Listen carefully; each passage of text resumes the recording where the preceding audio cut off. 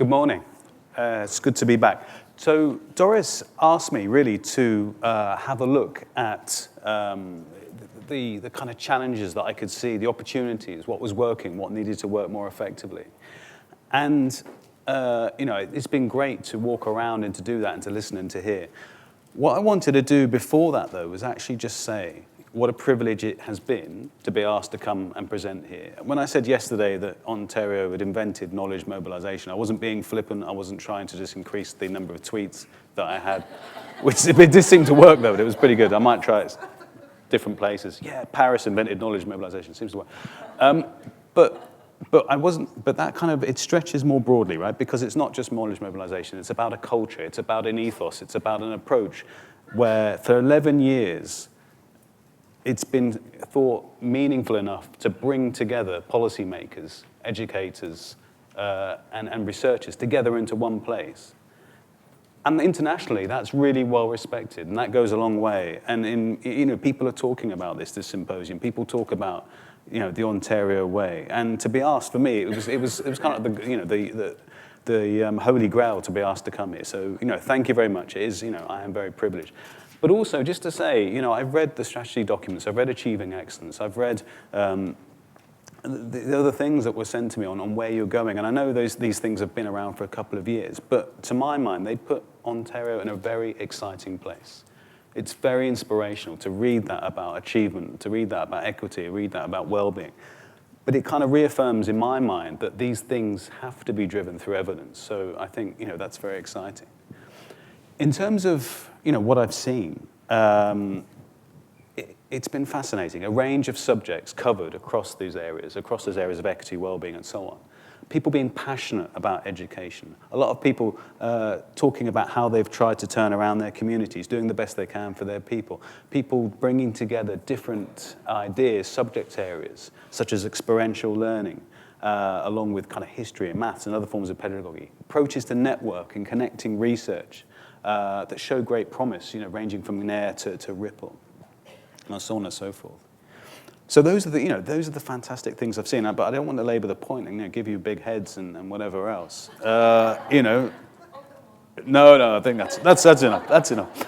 When I arrived on Saturday. I had Sunday to look around, and I went to the AGO and I had a look. And as I said yesterday, kind of research to practice is my passion. It's been my passion for a number of years. And so everything I do, I'm always thinking research to practice. So I'm walking around the art gallery and I think, well, what if research was art? What would that mean? What does that say? What does that give us?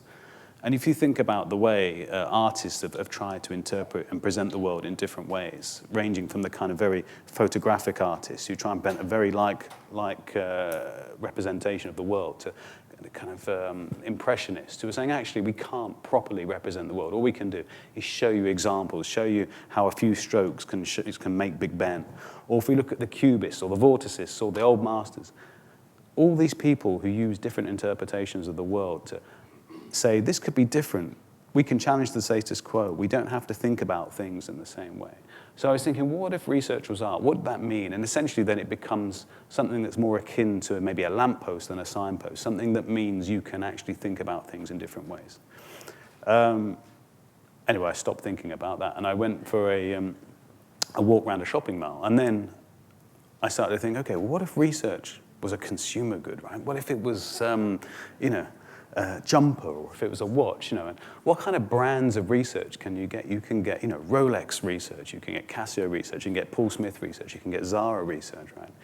And all the different things that offers you, and all the different ways in which you might engage with research. So you might have policymakers who want the luxury research. They want the stuff that costs a lot of money, the big name brands, the stuff that really makes a difference, a real big bang for your buck. Maybe teachers want something different. Maybe teachers don't care if the hammer comes from Harrods or if the hammer comes from the hardware shop. They just want a hammer, right? So it's more kind of pragmatic approaches to research. So I thought about that for a little bit, and then I left the shopping mall, and then I went to a restaurant, right? And in the restaurant, I had my lunch. No, but in the restaurant, I was looking at a menu, and I thought, okay, so this menu offers different things for different people in different ways, okay? So I know from this menu, if I want vegetarian food, I can see what's vegetarian. If I want a health kick, I can see what's healthy. If I'm depressed because I'm a vegetarian on a health kick, I can see what's there for me, right? And this made me think again, if research is art, or if it's a consumer good, or if it's something you can pick from a menu, then it's really easy to consume, right? It's really easy to get what you want. I mean, fair enough, drawing back on what I was saying about expertise. What was that? Oh, sorry. If you the non-comment just threw me there.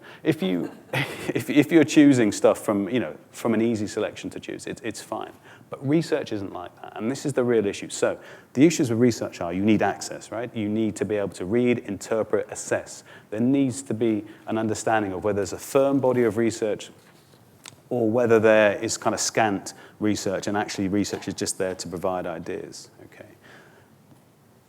So because research isn't like that, what you need is a firm and concrete process for how you engage with research, a regular, meaningful way to engage with research.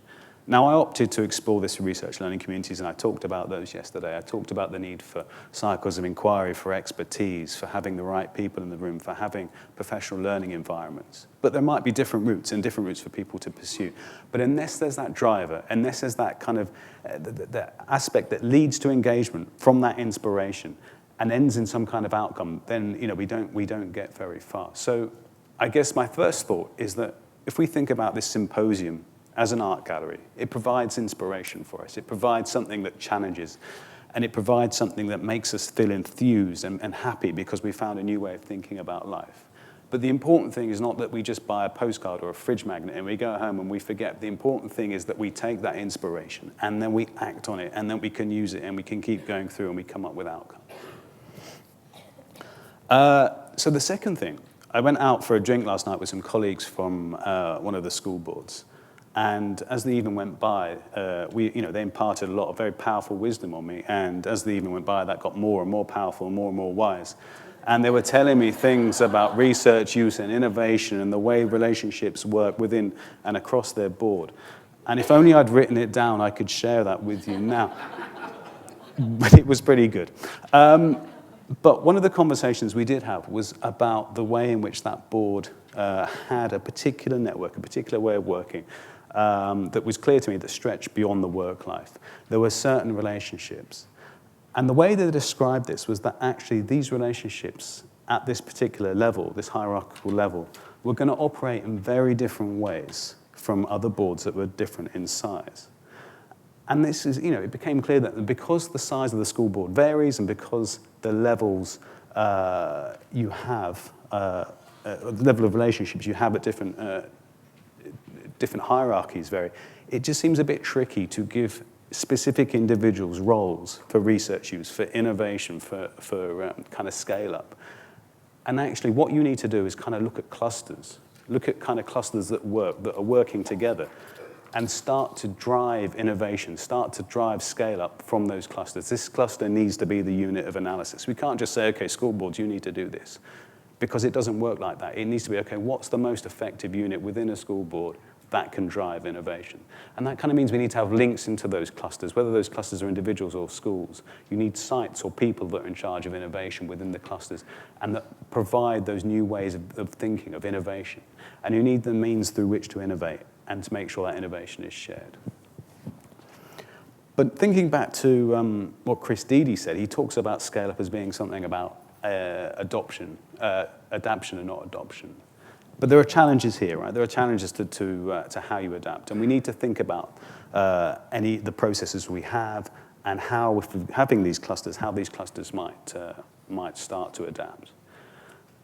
And the first thing is, okay, being very clear, any given point, what's the theory of action? So in terms of research, we're kind of saying, okay, well, if we use this research, on one hand, we'll try and improve equity or well-being or the outcomes for our children on the other hand. And that could be any area. It could be pedagogy, content, transition, thinking about educational pathways. But how do we think that intervention is going to work? And going back to what I was saying before about making tacit knowledge explicit, it can't be that everybody has this assumption that we know how the intervention is going to work. We have to be very, very clear about how interventions are going to work. And so you might have to explicate each and every time an explicit theory of action. So it might be in terms of professional learning communities. If we have professional learning communities, then this means we've got scheduled time for teachers to discuss their work. and the work that students produce.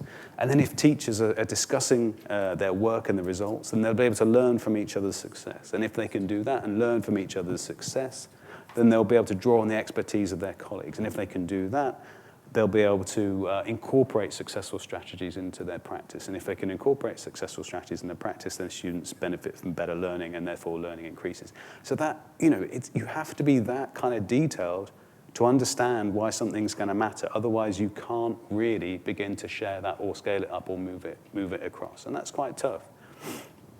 And the other thing is how you might adapt. So if someone's told you this explicit theory of action for professional learning communities and you want to take that back to your environment, actually, if you think about Chris Deedy's notion of adaptation, how are you going to do that? So, to what extent can you draw on design-based research? To what extent can you take an approach that focuses on the design and testing of a specific intervention that involves iterative refinement, that helps you iron out mistakes, and that works in a way that collaborates between researchers, practitioners, and so on?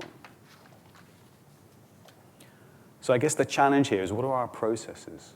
What is our current capacity? How can we make sure these things become embedded? But then theories of action also take this to this idea of kind of evaluating our efforts. How do we evaluate our efforts? Now, yesterday I put up a slide with a picture of some children, and I said, well, typically what we do is that we say, where's the vision? Where do we want children? What do we want them to be saying differently? Where do we want them to be behaving differently? How do we want them to be feeling differently, and so on? And then I set up another picture and said, okay, and then you have a baseline, and then you have an intervention that takes you there. But that was a very kind of superficial picture of what we need to do here. This was because I was kind of showcasing an overall process. Actually, you have to be very, very well thought through.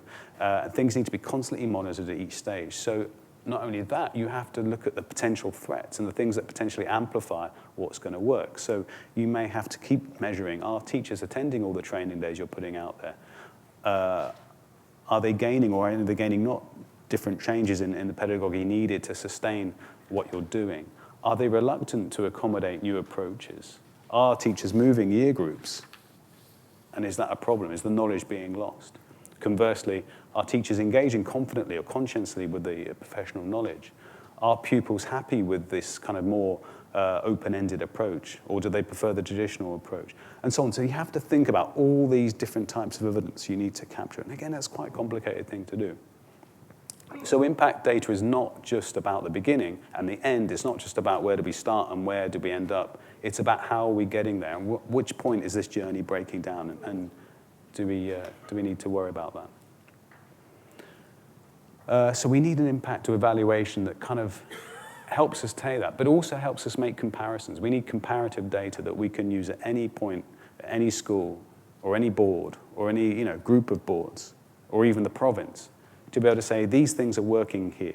They're not working there. We don't need to have them in this school board, but we do need to have them in this school board, or we could try something else in this school board.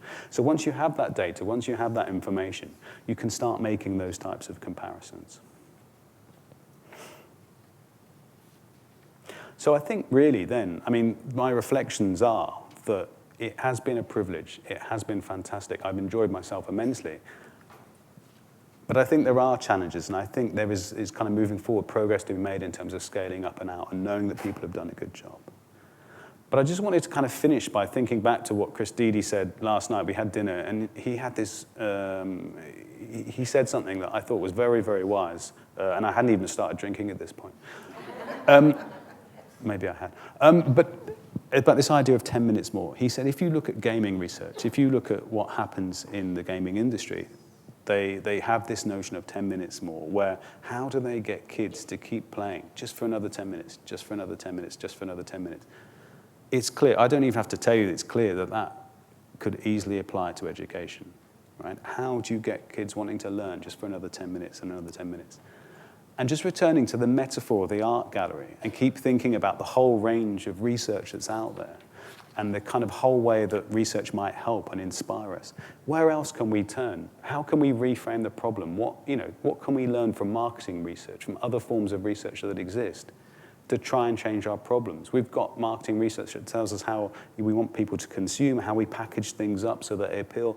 There is plenty we can learn. So I think it's really how do we keep going, seeking what's out there, and keep improving. Thank you very much.